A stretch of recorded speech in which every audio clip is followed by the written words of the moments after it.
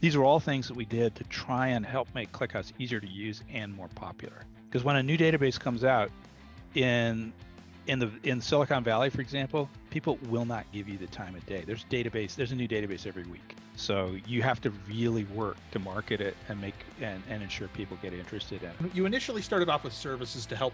Yes. Bootstrap, right. So that was a decision that, a lot of companies are afraid to make, especially in the funded space. I find that just so impressive to raise venture funding and then just get to straight to a business that is moving on its own and doesn't need kind of continual cash infusions. Is very impressive. Welcome everyone to another episode of the Hacking Open Source Business Podcast. Today is Wild Hat Day at the podcast, and I am joined by co-host Avi Press.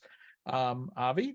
And today we've got Robert Hodges from Altinity on with us as well. So look at all of us wearing our crazy hats or hair. Or hair, yes. Wigs. Yes. Wigs are where it's at. I got a story behind that, why I have a wig. Well, Robert, you could have just went the whole thing and just said that was your natural hair, and we would have believed you. Yeah, at age 64, it grows like this. Hey, yeah, it just grows like that. It's a natural thing. Yeah. So, okay, you can't just drop that there's a funny story like that and then not tell it. Okay, Yeah. So the way that it worked out was, I run a company, right? And you always want to inspire the people you work with. So you have to make silly bets. And, like if you do X, I will do Y, and Y will make me look like silly, and we can all laugh and have a good time. So anyway, I can't even remember what the bet was. I think it was about hiring somebody or something like that. And anyway, it was constructed so that if we did anything decent, I would lose. And the deal was I would dye my hair purple. So I duly lost. And, we have a company meeting and it's time for purple hair. So I go down to Target to try and get hair dye.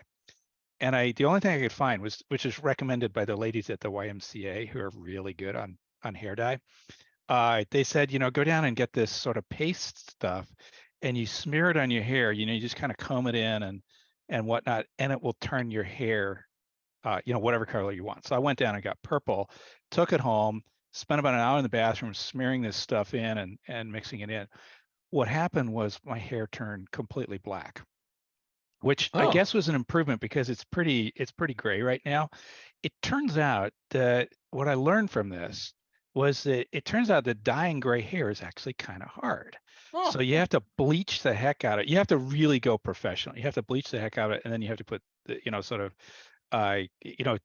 pick the dyes carefully, and then it'll come out some color. It might not be totally great. I also learned that brunettes are the best. If you're a brunette, you're in the gravy because it's really easy to dye your hair. So anyway, it was such a disaster. It was a complete disaster. I showed it for the company meeting, and I asked, is this sufficient to meet the terms of the bet? It was universally rejected. But what happened was one of my colleagues thoughtfully sent me this wig as a possible solution to my dilemma. So I wore that at the next company meeting, 100% accepted. So, all right. Well, there you go. So that's how I have it. This is what it takes to be a leader of an open source pioneer company. It takes that Matt's going to make a strange bet with me now. I guess it's in my future is to make some bets. I think it's a great idea, though. What bets did you guys lose? We lost a bet and we ended up with a podcast. We've got no what excuse. Can we say? Yeah, we've got no excuse. It's unironic. This is just what I wear. This hat is actually from one of your investors. This is from Peter Zaitsev. He brought it back from the Caucasus when he was mountain climbing in Georgia. Yes. Yeah, that would be Peter. Yes. And he thought, because I like hats so much, he found one that is made with real ram skin and ram whatever. And that's what this is. So it smells kind of funny. So I might be getting a ram contact buzz just from wearing it. I don't know. This might just turn a little weird. Don't know where this is going. We are here to talk about all kinds of fun stuff, not just the hair, but I would love, Robert, to hear more about you. Maybe introduce yourself to our audience and tell them a little bit about yourself. Sure. I'll do the myself part first. So I've been working on computers since I was a kid. That is now 52 and a half years.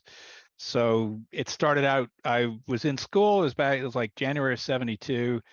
our science teacher at my junior high had heard about these computer things, and so he went and got an account with a local time sharing service and this Texas Instruments teletype, and it had a little pink book that was Introduction to Washtenaw Computing Services. This was in Michigan, and the basic languages, or the basic language.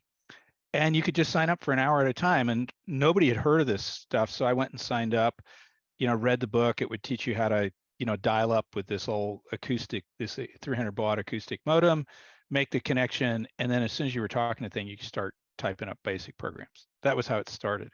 So I ended up becoming a pro I got my first real computer job in '78 as what was called an operator on mainframe computers. That's what we now call sysadmins. And then for the last 40 years or so, I've been working on and off on databases. So I worked on, sort of industry, in the industry, I've worked on what amounted to 6 startups, some of them, sort of late stage, some of them early stage. This is number 6.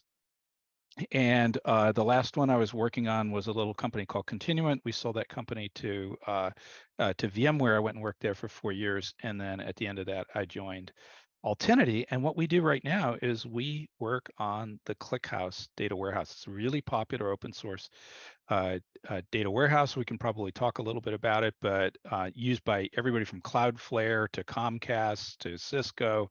And we run it in the cloud, and we help people run it even on-prem. So that's what I do. Awesome. And now from a ClickHouse perspective, ClickHouse, being that analytics type database, why do you think that it's been so popular over the last few years? I mean, we've seen a rise in not only ClickHouse, but other databases in that analytics space. Yeah, well, the truth is people have a lot of data. I mean, why are analytic databases popular in the first place? It kind of, particularly in the cloud, it started with Redshift and really took off with Snowflake.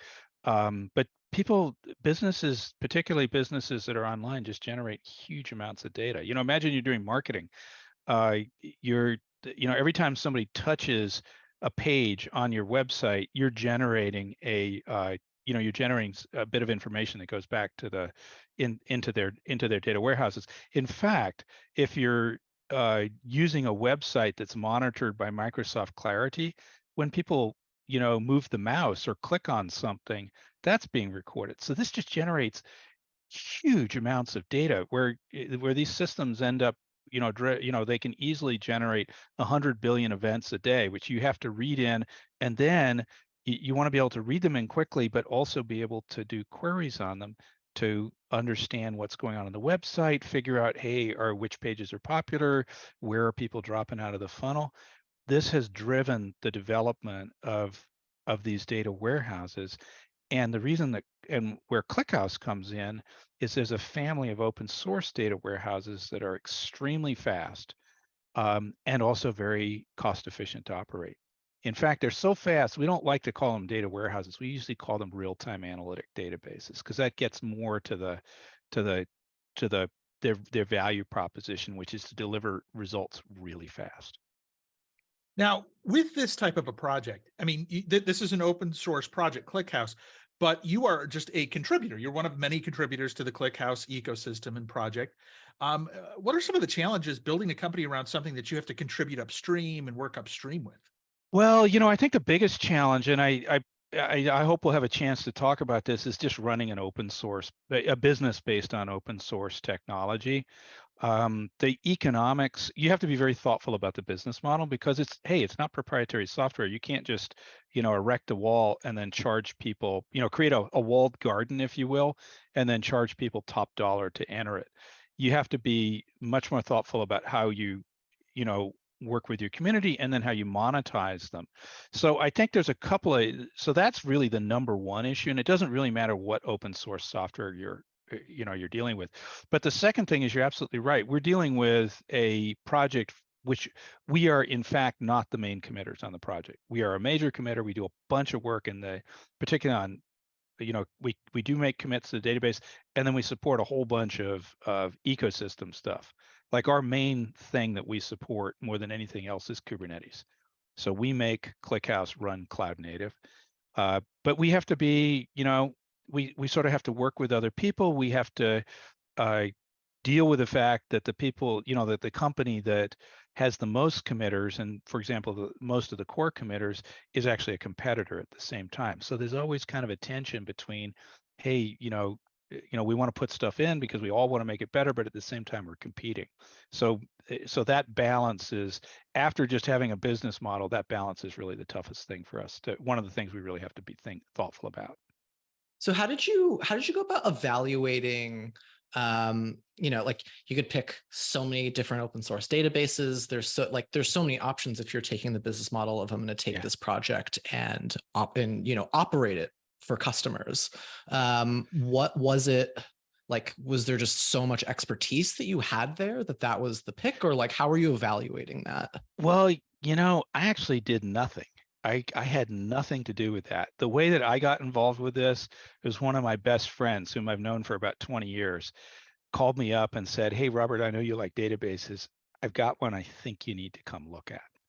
And at the time I was working at VMware, because it was after, and I was, sort of when you do when you do transaction with, uh, with an acquirer, you tend to get locked up for a little while. So I was sort of like, yeah, I've got something else I got to do for a little while here.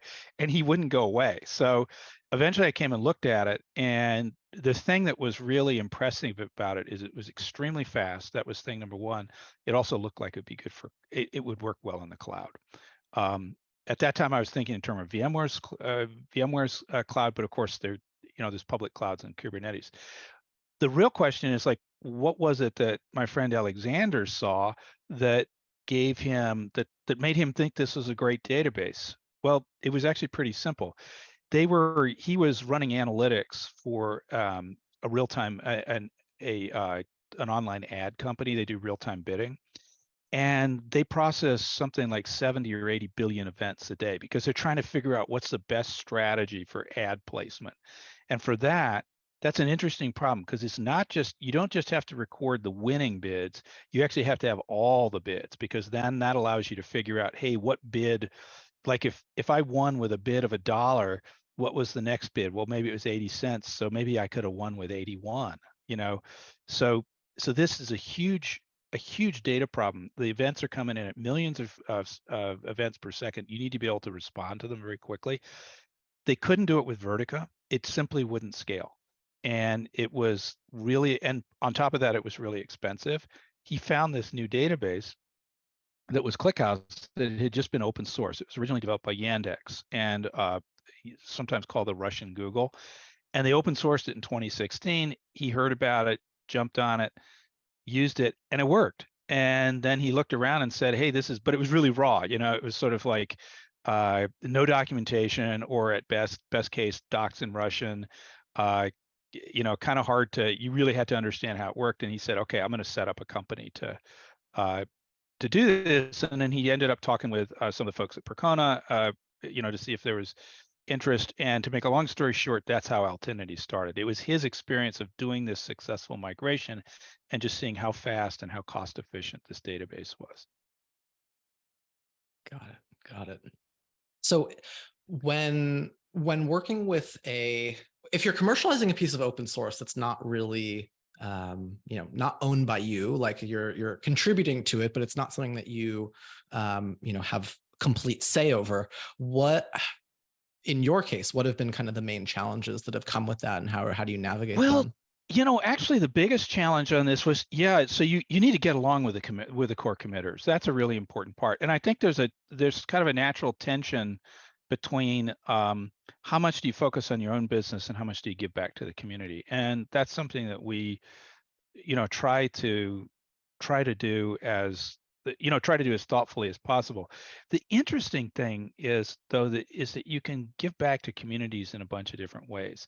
In our case, probably what we did more than anything else was we worked to popularize ClickHouse as much as possible. So I do videos, for example, and I constantly have people coming up to me at conferences, and they kind of meet me, they kind of shake my hand and they greet me as if they know who I am, which is kind of terrifying because I forget names really fast, and I'm thinking, oh, is this somebody that I should know? And so anyway, we did a lot of work along those lines. We wrote blog articles, we went to conferences, we spawned meetups to try and make ClickHouse more popular. Beyond that, we contributed to the code. We did things like do Grafana. We we maintain the Grafana community Grafana plugin. We have a Kubernetes operator, so on and so forth. These are all things that we did to try and help make Kubernetes, or excuse me, try and help make ClickHouse easier to use and more popular. Because when a new database comes out in Silicon Valley, for example, people will not give you the time of day. There's a new database every week. So you have to really work to market it and and ensure people get interested in it.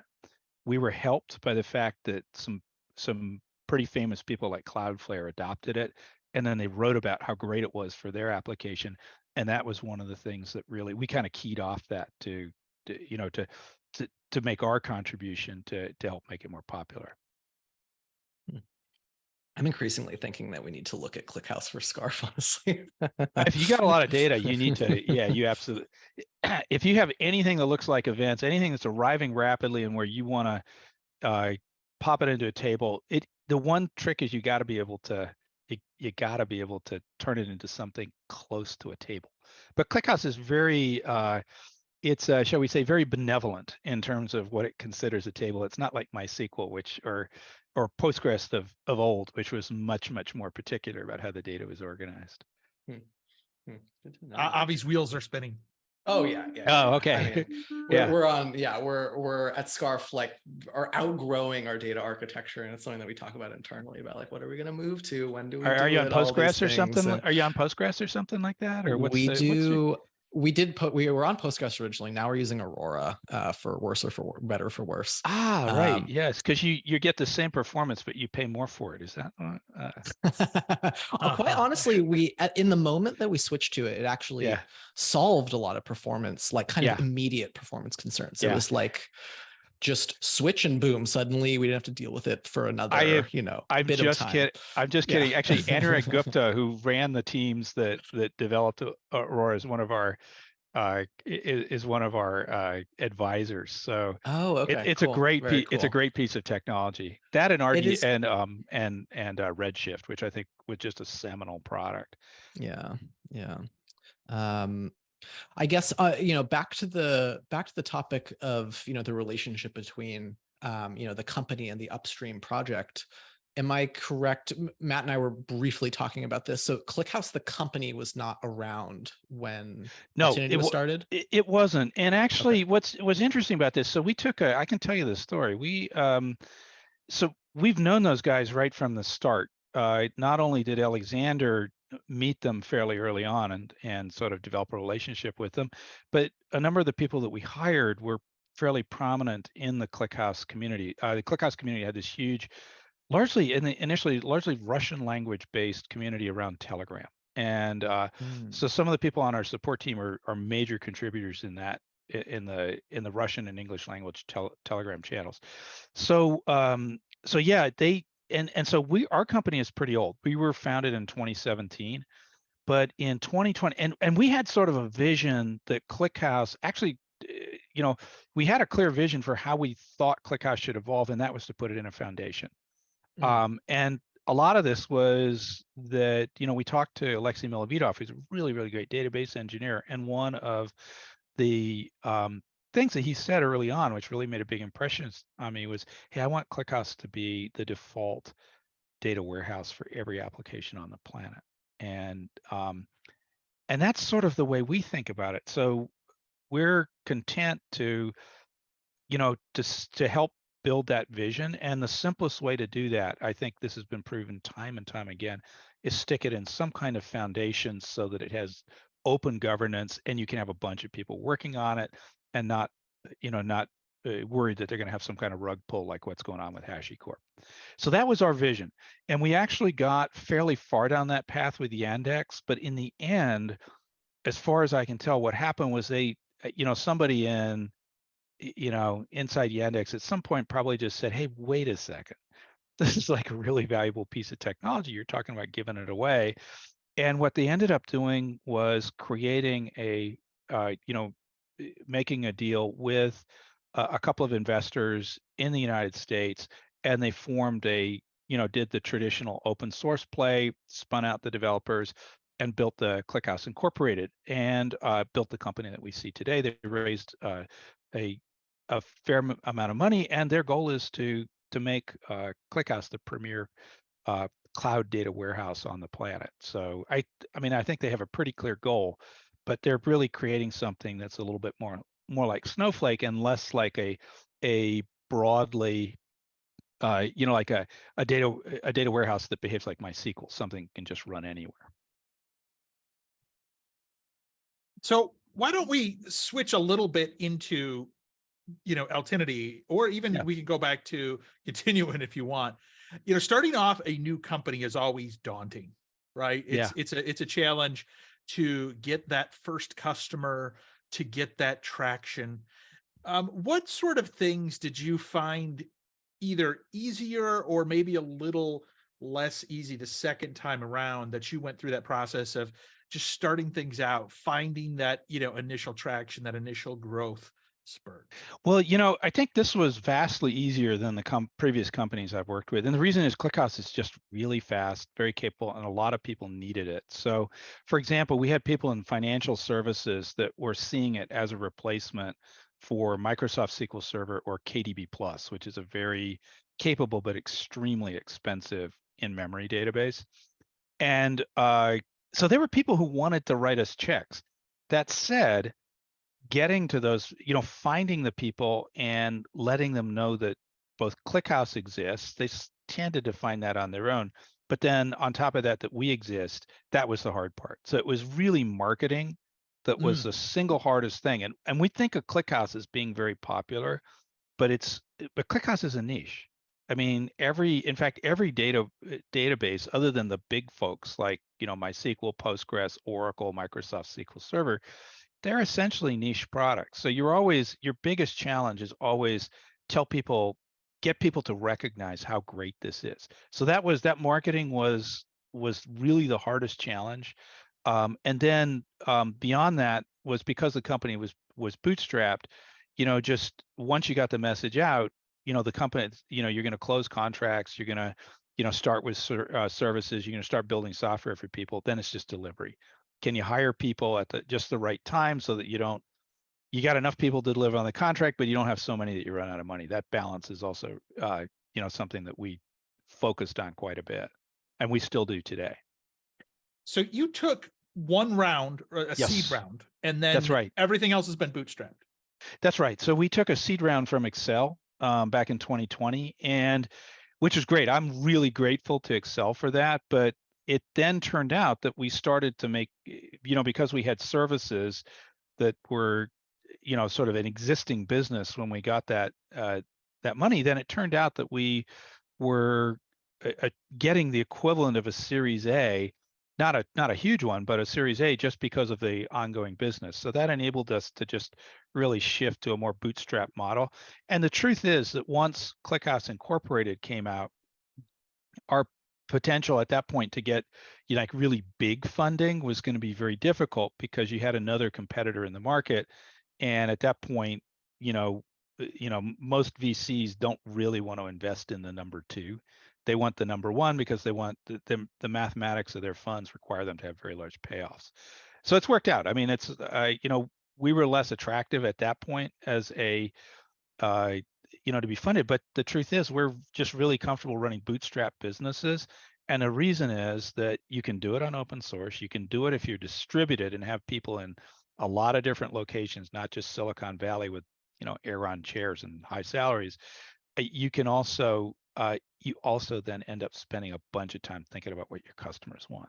That's what we think about that day in and day out. If something's going on with our customers, it has our attention. And that's both the glory and the sorrow of running a bootstrap business. So with like that, you initially started off with services to help bootstrap, right? So that was a decision that, a lot of companies are afraid to make, especially in the funded space, because services are generally lower margin. They're not scalable. They're not as sticky. They're fill in the blank and what people are. So the new kind of like hotness is always like, you need to build a cloud service and you need to have like, these hooks into getting people into that service and kind of stuck there.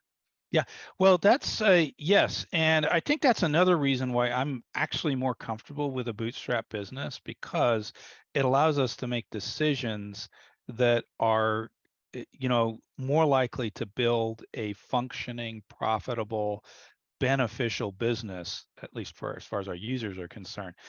Those decisions are difficult, and the reason is that cloud businesses do scale really fast. There's, if you get them going and you get a strong position, you can see, 10x, 15x growth in a single year. I Snowflake is a great example of a business that's just, grown gangbusters. But at the same time, if you look at the thing that was always in the back of my mind was, I've been in the database industry for a really long time, and I was just like, hey, wait a second. I know enterprise customers, there's always a really big services component in uh, in the deals that people make. And the reason is that enterprise services need people to help them, help them make these systems work. Yes, you can do a lot of it in software, but if you just give people, sort of a panel and a few buttons to click, that's great. That gets a database spun up. Their problem is they're going to build an application. They need support. They need expert support. They need tools. They need a bunch of stuff that will actually make that work to solve their problem, which is to ingest these analytics and deliver knowledge back to their users. And so I was always kind of doubtful about that, sort of in the back of my mind. And because we came out of we had a services business that was doing well, it was just very natural to, instead of throwing it away, to build out the cloud, but also couple the services with it. So our goal is a really simple one.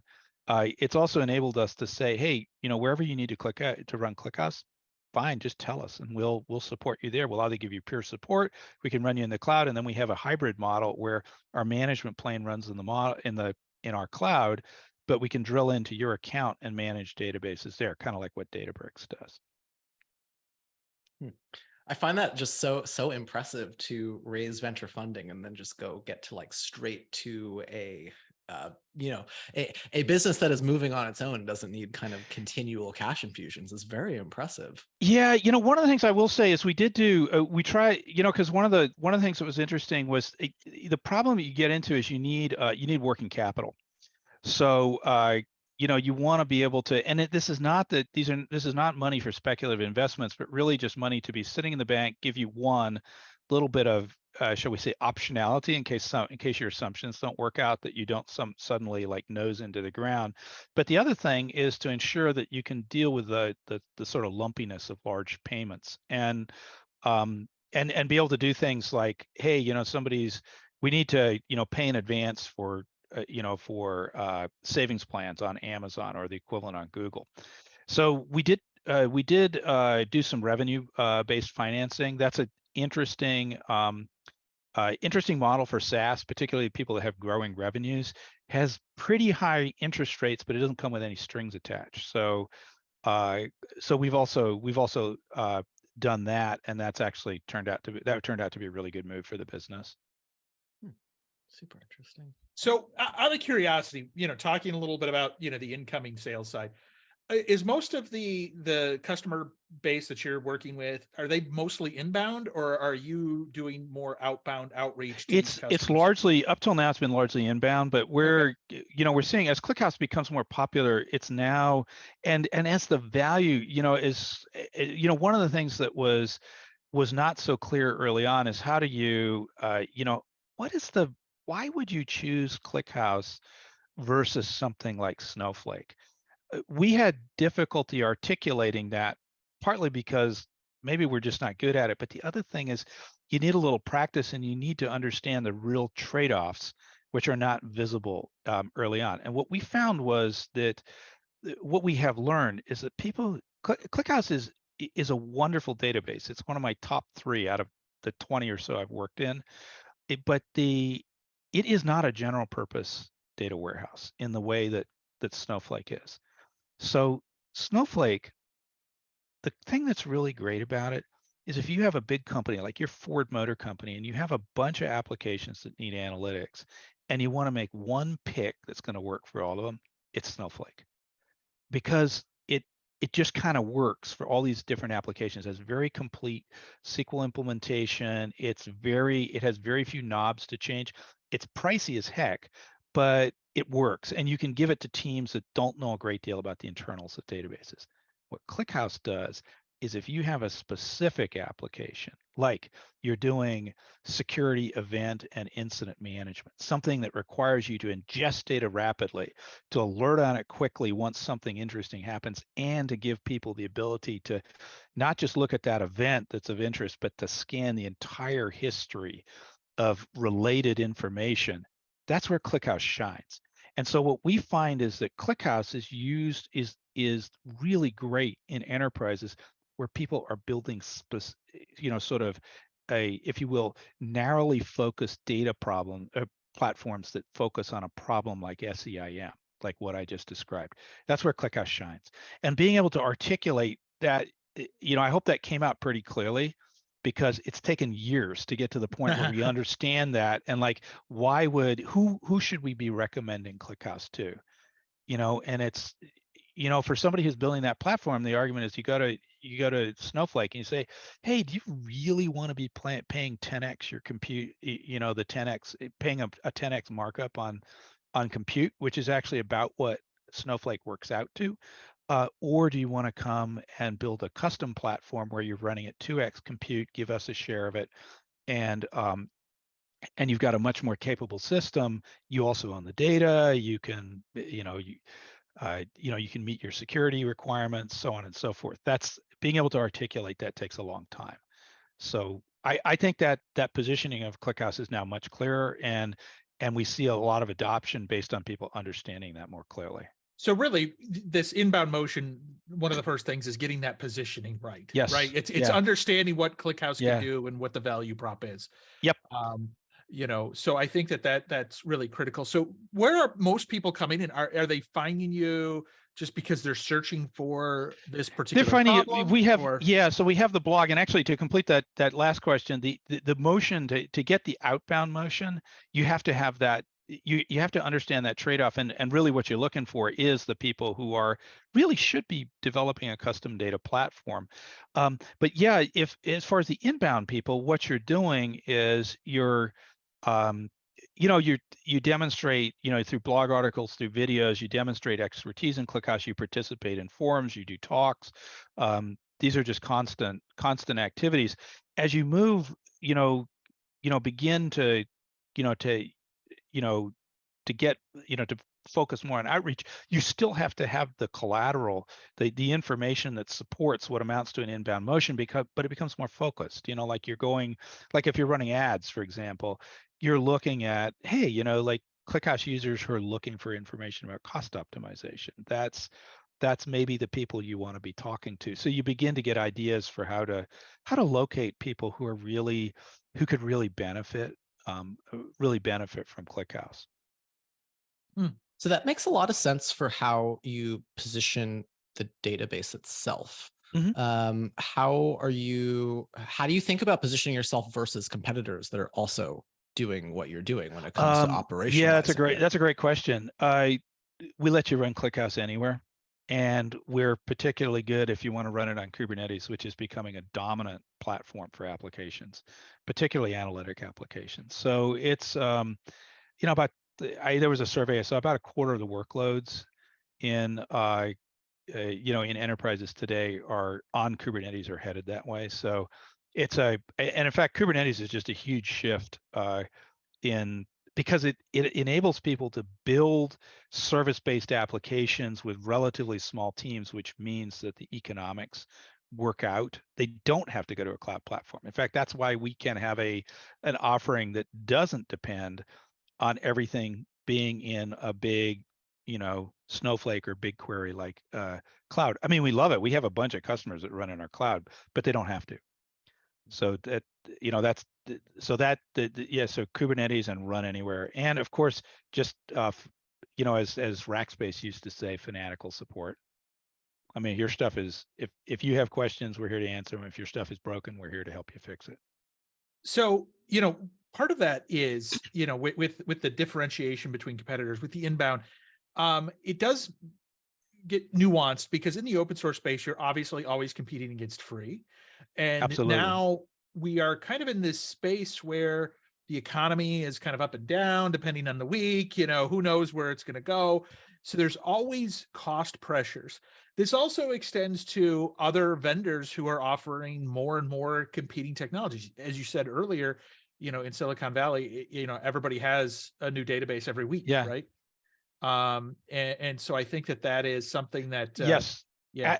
Absolutely. And in fact, I think a lot of people are really falling down on that problem. I think the latest victim to it is HashiCorp, which isn't a database per se, but has really great products. But they actually are just tough to. It's tough to build a money making business on them because because they're sort of positioning it in a way, something like Terraform, to position it in a way that you can collect money on it is hard. And I think the MySQL AB learned that lesson. So did Sun after them. All I can say is thank goodness for large distributed data services. They are complicated and they require expertise to use correctly. That if your open source software is that kind of system, then you have the possibility of, first of all, offering services, and second of all, building tools and clouds that operate them on behalf of other people. So that's, I think, the key to, in our case, I think that's one of the reasons, that is the reason why we are able to have a viable business, because the geometry, if you will, of the product lends itself to to forming a business around that. Moreover, ClickHouse does something really valuable. There are a bunch of businesses like that security monitoring business, but also real-time marketing, log management. Those businesses exist because they can ingest large amounts of data and then spit back either the data itself or insights into that data in less than a second to their customers. This is business enabling technology. So when you get that combination of kind of complicated to run but extremely valuable when you do run it, then you're in a good position to build a strong and business that offers great value to users. Awesome. Well, Robert, we want to be mindful of time. And so we want to finish up asking you a few get to know you questions. Sure. Do a little bit of a rapid fire mode here. And so we're just going to jump right into it. What's your favorite open source tool? Favorite open source tool? Well, I'm going to say Kubernetes, Okay. which is, and it didn't start out that way. I thought I talked with some of the guys on the board when I got this job, and they said we're going to run the whole thing on Kubernetes. And I was working at VMware at the time, and I thought that was really idiotic. And so we got into a big argument about it. But they hired me anyway not because they thought I was smart, but because I was willing to work for free. So there you so go. anyway, they were totally That's a good way right. to get jobs. It's a totally, yeah, it was the company wasn't funded at the time, but yeah, it's a really wonderful technology. It is complex, but for what we do and for running distributed systems, it's a very, very powerful tool. Yeah. Other than dyeing your hair purple, what's your favorite off-work activity? Bicycling. Oh, I love to bicycle. I live at the bottom of a bunch of hills. We try going out a couple times a week, do like 2,000-3,000 feet of climbing. I have a bicycle buddy who's an astrophysicist, and this keeps us sane. All right. Cool. Frequent traveler that you are, where's your favorite location? My favorite location, Granada, Spain. Oh. Yeah, Okay. I love the culture of the Moors, and Granada, Sevilla, Cordoba are just, and Andalusia. It's a really, really amazing place. There were no dark ages in Spain. When you do go traveling, whether it's to Spain or somewhere else, what's the weirdest or oddest food you've eaten? Ooh, I should say the weirdest food we've almost eaten was my wife and I were in Italy a long time ago, and we were in some restaurant. They gave us the menu in Italian, and we thought, oh, what's this dish? Well, it turned out it was it was, like fried donkey, basically. Oh wow. And and so, which I'm sure is pretty tasty. I've since learned that the place where we were is kind of famous for it, but we were like, oh no, weird, we're not going to eat it. So that's the one. I kind of flipped that question. That's the one we didn't eat. We Okay, fair probably enough. should be more open-minded, but there it is. That's fine. That's fine. And you're rocking at your favorite conference. What music do you ask them to play as you walk up to the stage? Oh, that's easy. If it would be Van Wow. Halen playing Panama. Oh, That's like the okay. walk-on. That's the walk-on tune. When that happens, I will walk up to the podium and expire with joy. Kind of like those old Greek myths where, like some guy does something, like the guy running from Marathon back to Athens and he dies on the steps of the Acropolis. If I get that tune, I'm done. I'm just checking out. You're gonna come speak at a conference that I do, and we'll give you that. So, but we don't just see you die. But do I still have to do a proposal? Well, maybe we'll just we'll see. Yeah, I think it's the first solid answer we've ever had to that question where they just knew it.